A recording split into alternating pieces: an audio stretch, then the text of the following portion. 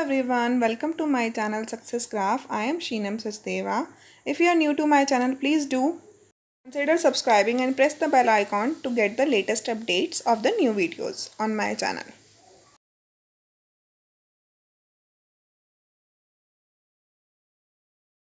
Hello everyone, today we will discuss a new chapter Statistics of class 10th. सो यहाँ पर हम पढ़ने वाले हैं कि व्हाट इज़ स्टेटिस्टिक्स एंड इसका यूज़ क्या होता है. So basically statistics is a numerical data. It is defined as numerical data. Statistical knowledge helps us to use the proper methods to collect the data, employ the correct analysis and effectively present the result. इससे हम जो data हमारे पास होता है उसको collect करते हैं, उसको एक प्रॉपर टेबलाइज्ड फॉर्म में बनाते हैं जिससे कि उसका जो रिज़ल्ट है हम उसको आसानी से और अच्छे ढंग से निकाल सकें. स्टैटिस्टिक्स में सबसे पहले आती हैं सीरीज़. इसमें 3 टाइप की सीरीज़ होती हैं. फर्स्ट सीरीज़ होती है इंडिविजुअल सीरीज़.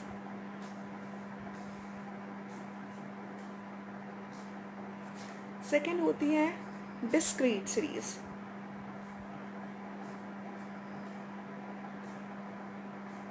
एंड थर्ड होती है ग्रुप्ड सीरीज़.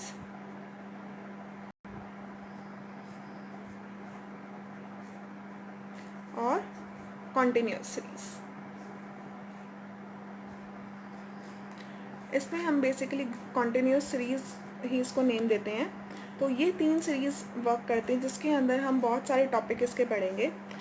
इंडिविजुअल सीरीज़ कौन सी होती है, डिस्क्रीट सीरीज़ कौन सी होती है, कॉन्टिन्यूस सीरीज़ कौन सी होती है, इसको सबसे पहले डिस्कस करेंगे. देन हम इसके अंदर जो हमारे टॉपिक हैं मीन, मीडियन एंड मोड उसको डिस्क्राइब करेंगे कि उसको हम कैसे फाइंड आउट करेंगे. इंडिविजुअल सीरीज़ के अंदर क्या होगा that all the observation have frequency 1. कि जितने भी ऑब्जर्वेशन इसके अंदर हम निकालेंगे उन सब की फ्रिक्वेंसी 1 होगी. For example 2, 4, 5, 8, 10. All the numbers are individual series in the form of individual series. इसमें 2 की फ्रिक्वेंसी भी 1 है, 4 की फ्रिक्वेंसी भी 1 है, 5 की भी फ्रिक्वेंसी 1 है, 8 एंड 10 की भी. मीन्स 2 भी एक बार आ रहा है, 4 भी एक बार आ रहा है, 5 भी एक बार आ रहा है, 8 भी एक बार आ रहा है, 10 भी एक बार आ रहा है. ये रिपीट नहीं हो रहे हैं या 1 से ज़्यादा टाइम बार नहीं आ रहे हैं. डिस्क्रीट सीरीज़ में होता है observation all observation are listed out along with their corresponding frequency. जितने भी ऑब्जर्वेशन गिवन होंगी वो उनकी गिवन फ्रिक्वेंसी के साथ दी हुई होगी, वेदर वो एक टेबुलर फॉर्म में हो या किसी भी फॉर्म में हो. यहाँ पर सिंपली जो ऑब्जर्वेशन है वो इस लाइन में होंगी एंड फ्रिक्वेंसी एक दूसरी लाइन होगी. ये इस फॉर्म में भी टेबल हो सकती है और इस फॉर्म में भी हो सकती है. दोनों में से किसी भी फॉर्म में टेबल आ सकती है. For example 1, 2, 3. 1 की फ्रिक्वेंसी है सपोज 3, 2 की फ्रिक्वेंसी है 1 एंड 3 की फ्रिक्वेंसी है 5. मीन्स 1 3 टाइम्स रिपीट होगा, 2 1 टाइम रिपीट हो रहा होगा एंड 3 5 टाइम रिपीट हो रहा होगा. नेक्स्ट है ग्रुप्ड और कॉन्टिन्यूस सीरीज़. कॉन्टिन्यूस सीरीज़ में जो ऑब्जर्वेशन है वो ऑब्जर्वेशन थोड़ी सी डिफरेंट होती है. उसमें क्या करते हैं, इसके अंदर class interval along with their corresponding frequency are listed out in the form of table. कि जो जितने भी क्लास इंटरवल गिवन होंगे यानी कि जो ग्रुप बनेगा जिसके लिए कॉन्टिन्यूस सीरीज़ कहलाएगी वो अपनी कॉरस्पॉन्डिंग फ्रिक्वेंसी के साथ एक टैबुलर फॉर्म में लिस्ट किए जाएंगे. दैट मीन्स अगर हम टेबल बना रहे हैं कॉन्टिन्यूस सीरीज़ के लिए suppose 0 to 10, 10 to 20, 20 to 30, these are class intervals. अब ये क्लास इंटरवल्स दिए होंगे और इनके साथ इनकी कॉरस्पॉन्डिंग फ्रीक्वेंसी गिवन होगी. This is class interval and corresponding frequency यहाँ पर दी होगी जिसको हम शो करेंगे. फॉर एग्जांपल 0 से 10 के बीच में जितने भी मार्क्स हैं, जितने भी नंबर्स हैं, वो 5 टाइम्स आए हुए हैं. 10 to 20 के बीच के हैं सपोज 8 टाइम्स, एंड 20 to 30 के बीच में 2 टाइम्स. तो ये जो टेबल बन रही है, इस टेबल को हम बोलेंगे कॉन्टिन्यूस सीरीज़. ये कॉन्टिन्यूस सीरीज़ में है, कॉन्टिन्यूटी बन रही है इसमें. 10 के बाद नेक्स्ट 10 to 20 होगा, 20 के बाद नेक्स्ट 20 to 30 होगा. ये कॉन्टिन्यूटी में आ रही है नंबर्स. तो इस सीरीज़ को उसके जो कॉन्टिन्यूस सीरीज़ है उनको उनकी कॉरस्पॉन्डिंग फ्रिक्वेंसी के साथ जब टैबुलर फॉर्म में लिखते हैं तो उसको बोलते हैं continuous series. Here one thing is in continuous series class intervals may not have same frequencies. जो क्लास इंटरवल है इसकी फ्रिक्वेंसी ज़रूरी नहीं है सेम है. मतलब 0 to 10 है तो नेक्स्ट नहीं, ऐसा ज़रूरी नहीं है कि 10 to 20 ही हो. इनके बीच में 10 का डिफरेंस है, इनके बीच में 10 का डिफरेंस, तो यहाँ पर 10 से ज़्यादा का डिफरेंस भी हो सकता है. ये सीरीज़ 10 से 15, 15 से 30 इस टाइप से भी हो सकते हैं. तो उनको सॉल्व करने के अलग केसेस हैं. चीज़ें निकालेंगे मीन, मीडियन एंड मोड. तो फर्स्ट है मीन ऑफ रॉ डेटा, जो हम 9th क्लास में पढ़ चुके हैं. उसमें क्या होता था, मीन इज़ अ एवरेज. तो जितने भी क्वांटिटीज़ गिवन होंगी x1 x2 x3 से लेकर xn तक, उसका अगर हम मीन निकालते हैं तो mean is simply a average. So average कैसे निकालते थे, sum of all the observation upon total number of observation. तो x1 plus x2 plus x3 plus xn तक जितने भी टर्म्स है upon n number of terms. x bar equals to sigma I goes to 1 to n xi upon n. है mean को हम define करते हैं, डिनोट करते हैं एक्स बार से. एंड सिग्मा मीन्स होता है summation. Sigma is a Greek letter. यहाँ पर हम सिग्मा को समेशन का यूज़ करते हैं. एक्स आई में आई की जो वैल्यू है वो वेरी करेगी फ्रॉम 1 to n. जितने भी नंबर ऑफ टर्म्स यहाँ पर गिवन होंगी उन सब के सम को हम न्यूमरेटर में लिखेंगे एंड अपॉन डिनोमिनेटर में लिखेंगे नंबर ऑफ टर्म्स कितनी है. Next mean for frequency distribution. Frequency distribution के लिए जब हम मीन निकालेंगे तो उसके लिए हमारे पास है 3 मेथड्स. फर्स्ट मेथड है direct method, then shortcut method, then step deviation method. इन तीनों मेथड के अंदर फर्स्ट मेथड जो है डायरेक्ट मेथड, उसमें मीन का फॉर्मूला है sigma f i x i upon n, where i goes to 1 to n. यहाँ पर जो n है वो डिफाइन करता है टोटल फ्रिक्वेंसी को. इसको हम sigma i goes to 1 to n f i भी लिख सकते हैं. नेक्स्ट मेथड है शॉर्टकट मेथड और अज्यूम मीन मेथड. इसमें हम एक टर्म को अज्यूम करते हैं जिसको a से डिनोट करते हैं. यहाँ पर इसका फॉर्मूला हो जाता है x bar equals to a plus sigma i goes to 1 to n f i d i upon sigma i goes to 1 to n f i. इसका मतलब है टोटल फ्रीक्वेंसी. अब ये d क्या है, d को हम निकालेंगे by using x i minus a, जो हमने एज्यूम मीन लिया था. नेक्स्ट मेथड है स्टेप डेविएशन मेथड. इसका फॉर्मूला है x bar equals to a plus h into sigma i goes to 1 to n f i u i upon i goes to 1 to n f i. यहाँ पर a हमारे पास एज्यूमीन है जो हमने इस method में यूज़ किया था, एंड यू आई को हम फाइंड करेंगे एक्स आई माइनस ए, जो हमने d निकाला था. यहाँ पर जो d निकाला था उसको डिवाइड करेंगे h से. h होता है विड्थ ऑफ द क्लास. जो क्लास इंटरवल है उसकी विड्थ जितनी होगी उसको बोलते हैं हम h, और उसी से हमने यहाँ पर मल्टीप्लाई किया था. अब हम नेक्स्ट स्लाइड में इसका एक क्वेश्चन करेंगे. इन तीनों मेथड के ऊपर बेस्ड एक एक क्वेश्चन करेंगे, उसमें आपको ये और क्लियरली समझ आ जाएगा. Question is consider the following distribution of daily wages of 50 workers of a factory. एक फैक्ट्री में 50 वर्कर्स हैं जिनकी डेली वेजेस हमें दी हुई है कि डेली वेजेस और नंबर ऑफ वर्कर्स कितने हैं वो हमें गिवन है. 100 to 120 के बीच में है 12 वर्कर्स, 120 to 140 के बीच में है 14 वर्कर्स, 140 to 160 हैं 8 वर्कर्स, 160 to 180 हैं 6 वर्कर्स, एंड 180 to 200 है 10 वर्कर्स. ये जो वेजेस दी हुई है ये दी हुई है हमें रुपीज़ में. सो हमें इसमें फाइंड करना है मीन. मैं एक ही क्वेश्चन में आपको तीनों मेथड करने सिखा रही हूँ. हम एक ही क्वेश्चन से तीनों मेथड को सॉल्व करेंगे ताकि हमें एक क्वेश्चन के थ्रू पता चल जाए कि कैसे क्वेश्चन को सॉल्व किया जाता है. बिकॉज यहाँ पर लिखा भी नहीं है, इसमें लिखा है सिर्फ ओनली फाइंड मीन. तो हमें सिर्फ और सिर्फ मीन को फाइंड करना है by any appropriate method. So start करते हैं. सबसे पहले जो हमारे पास डेटा गिवन है उस डेटा को हम टैबुलर फॉर्म में कन्वर्ट करेंगे। Daily wages, number of workers, दोनों को हम लिखेंगे एज इट इज। इसके बाद क्योंकि ये हमें सीरीज दी हुई है कॉन्टिन्यूस सीरीज, तो कॉन्टिन्यूस सीरीज में क्लास मार्क नहीं होता, तो हमें इसका क्लास मार्क निकालना होगा, यानी कि एक्स आई को हम फाइंड आउट करेंगे। एक्स आई को फाइंड आउट करने के लिए जो 100 और 120 है इसके बीच का नंबर, यानी कि इन दोनों का सम अपॉन 2, उससे हम क्लास मार्क को निकालते हैं, तो वो निकलता है हमारे पास 110 फर्स्ट का। सेकंड क्लास का निकलता है 130, 150, 170, 190, और नंबर ऑफ वर्कर्स हमें गिवन है, ऑलरेडी दिए हुए हैं। अब इसके बाद अगर हम कहेंगे डायरेक्ट मेथड के लिए, तो मैंने एक ही टेबल में तीनों मेथड को यूज़ करने के लिए एक ही टेबल को बना लिया है, उसी को कंप्लीट कर दिया है। अगर हमें सिर्फ और सिर्फ डायरेक्ट मेथड यूज़ करना है, तो हम डायरेक्ट मेथड के फॉर्मूले में जिस जिस चीज़ की नीड है सिर्फ उसी की टेबल बनाएंगे। तो ये हमारे पास डायरेक्ट मेथड का फॉर्मूला है x bar equals to sigma f i x i upon n. तो एक्स आई मुझे ऑलरेडी मिल चुका है, एफ आई गिवन था, तो हम निकालेंगे next term f i x i, तो उसके लिए क्या करेंगे, हम इनको मल्टीप्लाई, एफ आई की एक्स आई से मल्टीप्लाई, तो 12 into 110 is equals to 1320। Similarly 14 into 130 equals to 1820, 8 equals to 150 equals to 1200, 6 into 170 equals to 1020, 10 into 190 equals to 1900।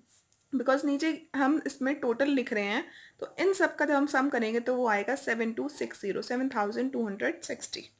And we know that formula of direct method is sigma f i x i upon n. तो sigma f i x i की value थी 7260 और N की value थी 50, तो हमने उसकी value लिख दी 50। इन दोनों को डिवाइड करते हैं तो हमारे पास आंसर आता है 145.20, ये रुपीज़ में निकलेगा। अब सॉल्व करते हैं next method assume mean method से। अज्यूम मीन मेथड से अगर हम इसको सॉल्व करेंगे तो हमें अकॉर्डिंग टू फॉर्मूला हमें इसमें और टर्म्स चाहिए होंगी। तो सबसे पहले तो हमें अज्यूम मीन करना होता है, तो अज्यूम मीन के लिए हमने लिया a इक्वल्स टू 150। 150 कैसे लिया, तो क्वेश्चन ये आता है कि 150 कैसे लिया, हम इसमें क्या कोई और टर्म भी ले सकते थे या हमें 150 ही लेना था, ये कैसे पता चलेगा।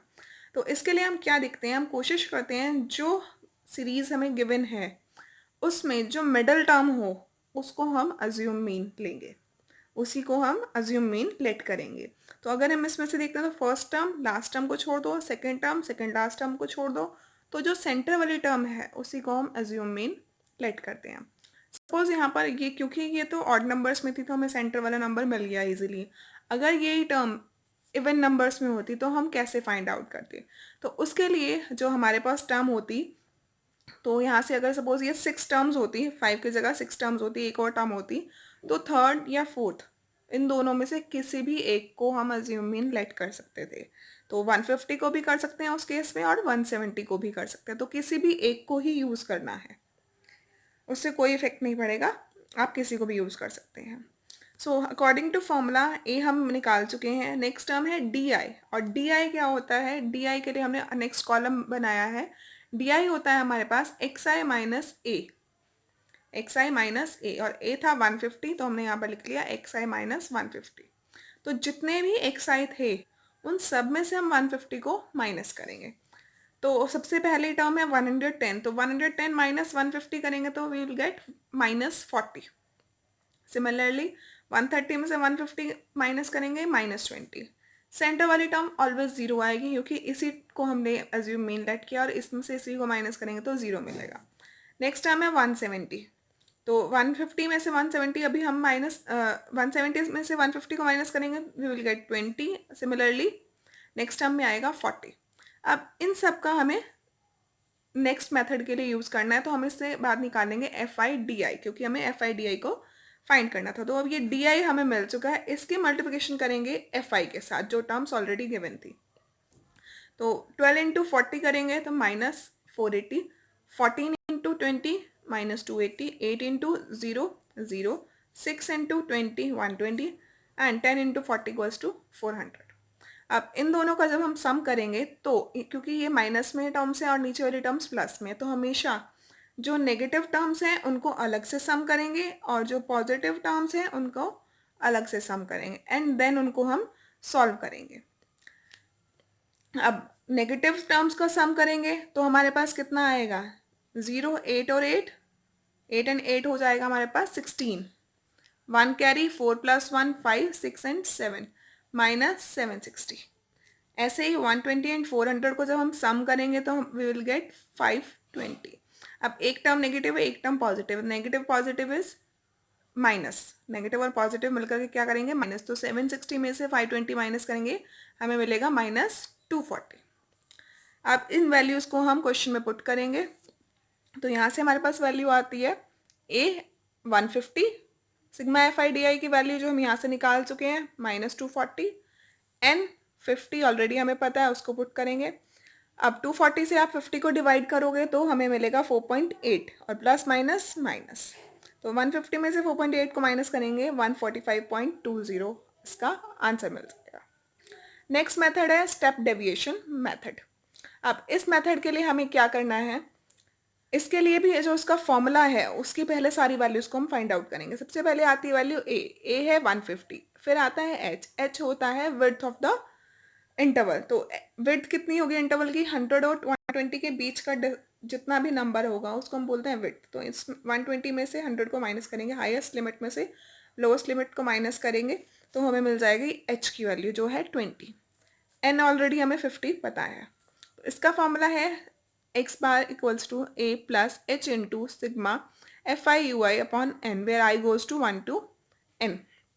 a की वैल्यू रखेंगे 150, h की वैल्यू रखेंगे 20। अब ये ui क्या टर्म है, तो ui को निकालने के लिए उसका हमारे पास फॉर्मूला है xi - a upon h, या हम इसको बोल सकते हैं d upon h।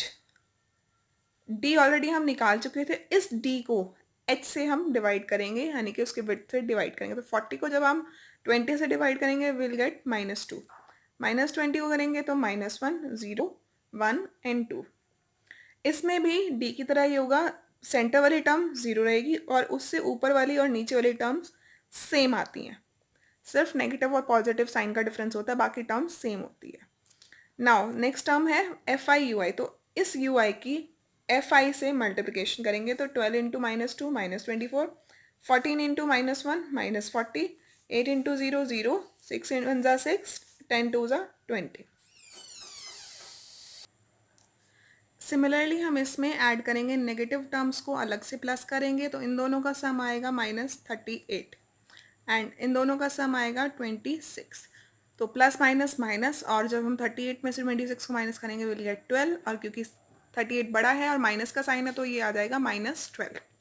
अब सिंपली फॉर्मूले के अंदर हम सारी वैल्यूज़ को पुट करेंगे तो हमें हमारा आंसर मिल जाएगा। तो a के प्लेस पर 150, h है 20, FI/UI -12 जो यहाँ से वैल्यू है हमारे पास, सम ऑफ FI/UI एंड n है 50। 12 से 50 को डिवाइड करेंगे और क्योंकि 20 साथ में गिवन है तो 2 0 से 0 कैंसिल, 12 × 2 = 24, प्लस माइनस माइनस 24/5 होता है 4.80। 150 में से माइनस करेंगे विल गेट 145.20। सो तीनों केस में, फर्स्ट, सेकंड और थर्ड, तीनों केस में direct method, assume mean method, step deviation method, कोई भी मेथड हो तीनों में आंसर सेम आएगा, कोई डिफरेंस नहीं आएगा। अब बात आती है कि हमें कैसे पता चलेगा कि हमें कौन सा मेथड यूज़ करना है, तो हम तीनों में से किसी भी मेथड को कहीं पर भी यूज़ कर सकते हैं। स्टेप डेविएशन मेथड को हम ज़्यादातर यूज़ करते हैं जहाँ पर डीज जितने भी हैं, जितने भी हमें डी निकालने हैं उसमें कॉमन फैक्टर अगर हमें मिलता है तो then step deviation method will be convenient to apply. This is the easiest method then. और अगर हमें मीन निकालना तो मीन तीनों में से किसी भी मेथड से निकालें सेम आएगा। वैसे एज्यूम मीन मेथड और स्टेप डेविएशन मेथड सिर्फ सिंपलेस्ट फॉर्म है ऑफ डायरेक्ट मेथड की। डायरेक्ट मेथड को हम यूज़ कर सकते हैं हर क्वेश्चन में। तो स्टेप डेविएशन, एज्यूम मीन और डायरेक्ट मेथड किसी से भी हम क्वेश्चन को सॉल्व कर सकते हैं।